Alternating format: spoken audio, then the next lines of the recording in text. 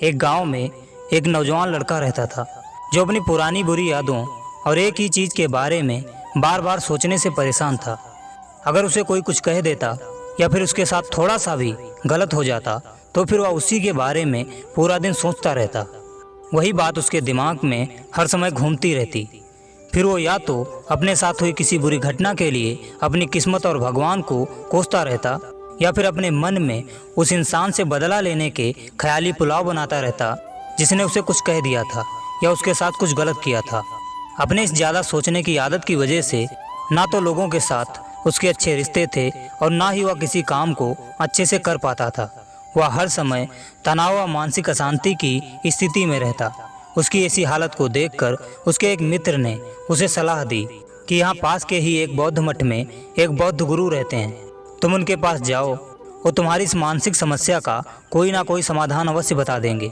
वह नौजवान लड़का बौद्ध गुरु के पास जाता है और अपनी समस्या उन्हें बताता है कि कैसे वो एक ही घटना के बारे में बार बार सोचता रहता है और पुरानी बुरी बातों व यादों को भूल नहीं पाता है।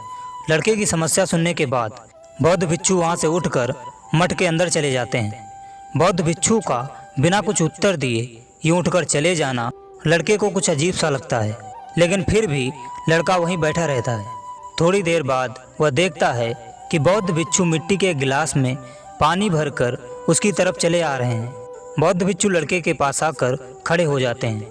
वो लड़का भी उनके सामने खड़ा हो जाता है। बौद्ध लड़के से पूछते हैं, बताओ इस गिलास का वजन कितना होगा। लड़के ने कहा, मैं एकदम सटीक तो नहीं बता सकता, लेकिन इस गिलास का वजन बहुत ही कम है। अब बौद्ध भिक्षु ने गंभीर होकर कहा, मेरा प्रश्न ये है कि अगर मैं इस गिलास को थोड़ी देर तक ऐसे ही पकड़कर खड़ा रहूं तो क्या होगा। लड़के ने कहा, कुछ नहीं होगा। बौद्ध भिक्षु ने फिर पूछा, अगर मैं इस गिलास को इसी तरह 1 घंटे तक पकड़ कर रखूं तो क्या होगा। आपके हाथ में दर्द होना शुरू हो जाएगा। लड़के ने कहा। बौद्ध भिक्षु ने फिर प्रश्न किया, अगर मैं इस गिलास को ठीक इसी तरह पूरे दिन पकड़ कर रखूं तब क्या होगा। आपके हाथ में बहुत ही भयंकर दर्द होना शुरू हो जाएगा। आपका हाथ शून्य भी हो सकता है। आपकी मांसपेशियों में भारी तनाव आ सकता है और यहाँ तक कि आपके हाथ को लकवा भी मार सकता है। लड़के ने गंभीर शब्दों में कहा। बौद्ध भिक्षु ने कहा, बहुत बढ़िया, लेकिन क्या इस दौरान गिलास का वजन बदला। लड़के ने कहा, नहीं, वजन तो नहीं बदला। तब भला हाथ में दर्द और मांसपेशियों में तनाव क्यों। बौद्ध भिक्षु ने पूछा। बहुत समय तक पकड़े रहने के कारण, लड़के ने जवाब दिया।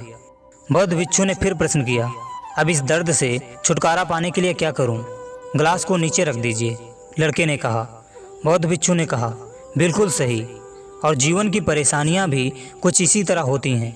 इन्हें कुछ देर तक अपने दिमाग में रखिए और लगेगा कि सब कुछ ठीक है। उनके बारे में ज़्यादा देर तक सोचिए और आपको पीड़ा होने लग जाएगी, और इन्हें और भी देर तक अपने दिमाग में रखिए, फिर ये आपको अशांत व पागल करने लग जाएंगी और आप कुछ भी नहीं कर पाएंगे।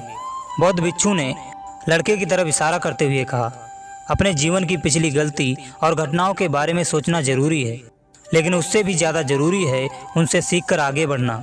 अगर तुम एक ही बात को पकड़कर बैठे रहते हो तो ठीक इस गिलास की तरह ये भी तुम्हारे जीवन में दर्द पैदा कर देती हैं।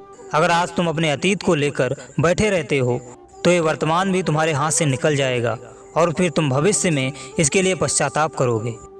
तुम अपने भविष्य के लिए जैसा इंसान बनना चाहते हो या फिर जिन गलतियों का पश्चाताप कर रहे हो तो तुम आज से ही वैसा इंसान बनने का प्रयास करो और कोशिश करो कि आज तुम वैसी गलतियां ना करो जिसके लिए तुम्हें भविष्य में पछताना पड़े। इसलिए चिंता करना बंद करो और अपने आज के कर्मों पर ध्यान दो, क्योंकि चिंता व्यक्ति को चिता तक ले जाती है। लड़के ने कहा, लेकिन तथागत विचारों को छोड़ना गिलास रखने जितना आसान नहीं है। बौद्ध भिक्षु ने कहा, आपकी बात सच है, परंतु जब तुम अपने सोचने की ऊर्जा को खुद को बेहतर बनाने में लगाओगे तब तुम्हारा ध्यान फालतू के विचारों से हटकर उन्नति के मार्ग में लग जाएगा, क्योंकि खाली बैठने से मन बेलगाम होकर कुछ भी सोचता रहता है। खुद के ध्यान को ज़्यादा सोचने से हटाकर आत्म विकास में लगाना ही फालतू विचारों को छोड़ना है या उनसे दूर होना है। लड़के ने सर झुकाकर बौद्ध भिक्षु को प्रणाम करते हुए कहा, तथागत, मेरे सारे प्रश्नों के उत्तर मिल चुके हैं। आज से मैं आपके बताए मार्ग का ही पालन करूंगा।